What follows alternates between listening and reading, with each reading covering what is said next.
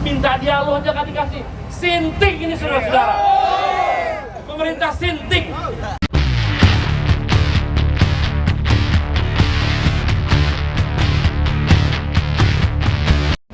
Mengambil kebijakan sama sekali tidak peduli dengan isu tenaga kerjaan.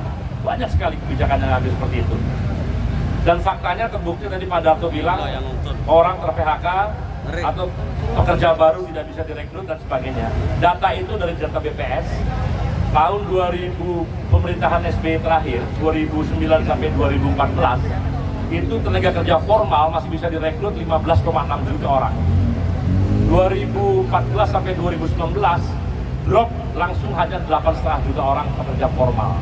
Dan 2019 sampai 2024 Pak, itu hanya sekitar 2,1 juta.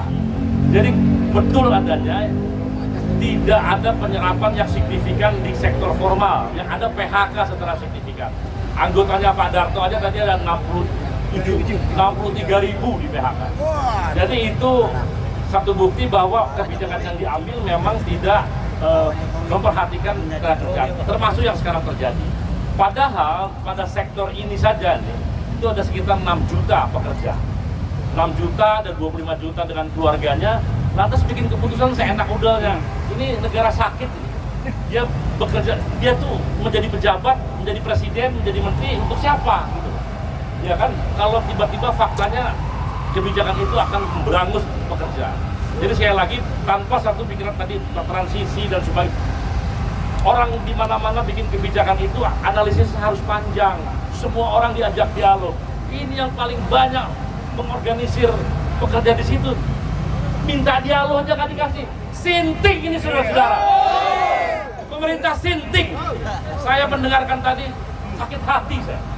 Ya, masa orang mau berdialog baik-baik, bikin surat, mendatangi, kita undang, tidak mau dialog. Sinting, melawan gerakan buruh. Gerakan buruh siap melawan siapa saja. Siap ya teman-teman. Oke, saya rasa itu saja. KSPSI sebagai payung dari Federasi Serikat Pekerja FTMM berada di belakangnya dan penuh mendukung gerakan ini. Terima kasih. Kami dipimpong ke sana sini. Yang ketiga, kami undang dalam satu forum. Padahal kalau pejabat kementerian datang, kami bayar Pak. Bapak ngomong tuh kita bayar, kita siapin anggaran. Diundang, diajak dialog saja, tidak datang. Mohon izin, mohon maaf. Kalau kami hari ini harus membawa anak-anak ini, baru 1%. Ingat itu. Apabila tidak menjadi perhatian serius pemerintah, maka tenaga kerja khususnya di sektor rokok, tembakau, makanan, minuman akan totality turun ke Jakarta. Siap teman-teman? Jadi sekali lagi, yang pertama adalah perhatikan, kami mengedepankan dialog, tapi pejabatnya yang nggak punya otak. Surat nggak dibalas, audiensi dipimpong, diundang forum dialog tidak datang. Emang pejabat kementerian berapa orang? Satu saja kami minta, tidak ada yang hadir. Regulasi yang dikeluarkan oleh pemerintah sesungguhnya memang penting selama itu berkeadilan. Pahamkah Bapak Ibu sekalian, regulasi yang dikeluarkan Kemenkes tidak melalui mitigasi dan evaluasi, cenderung senang bikin aturan tapi nggak pernah bisa mengawasi, menindak, bahkan melakukan penegakan aturan, sehingga aturan yang diperketat hanya cenderung mengorbankan buruh rokok, buruh makanan, dan buruh minuman. Pengusaha bisa ganti usaha, tapi buruh cari kerja di mana? Saat ini sulit, lapangan kerja sulit, daya beli sulit. Buruh dijadikan tumbal korban kebijakan para pejabat yang tidak menghartikan orang kecil, yaitu buruh. Yang kedua, pahamkah Bapak Ibu sekalian, akibat rokok ditekan terlalu mahal karena setiap tahun cukainya naik. Yang kedua, ditekan lewat regulasi, produknya harus dibatasi, peredarannya dibatasi, penjualannya dibatasi, konsumsinya pun dibatasi dengan berbagai aturan yang menyulitkan. Akhirnya saat ini yang berkembang adalah rokok-rokok ilegal. Lucu di negara ini, yang legal digencet, yang ilegal tumbuh. Pantaskah negara ini bertanggung jawab pada buruh rokok?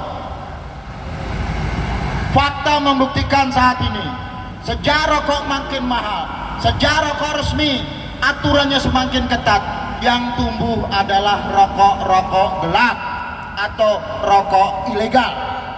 Hal ini tentunya dari aspek pendapatan negara, tadi sudah disampaikan oleh teman-teman terdahulu, 213 triliun tidak akan tercapai tahun depan.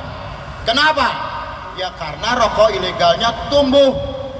Rokok ilegal tidak bayar pajak dan tidak pakai cukai, tapi malah diberi ruang untuk tumbuh. Sementara yang legal tidak diberi ruang dan dilindungi. Ingat, industri adalah tempat kerja yang memberi penghasilan kepada pekerja, dan pekerja punya hak yang dijamin oleh Undang-Undang Dasar 1945, khususnya pasal 27. Yang pertama, hak atas kesetaraan dalam hukum. Pekerja rokok, tembakau, makanan, minuman, warga negara yang punya hak atas kesetaraan dalam hukum, faktanya tidak diberi ruang dan keadilan. Yang kedua, hak pekerjaan dan penghidupan yang layak demi kemanusiaan, faktanya tiap tahun ter-PHK, jumlahnya sudah puluhan ribu, tetapi tidak mendapat perhatian serius. Itu terpaksa hari ini kita hadir ke sini, mudah-mudahan menjadikan perhatian oleh pemerintah, dan ke depan beri keadilan untuk buruh. Siap? Terima kasih. Wassalamualaikum warahmatullahi wabarakatuh.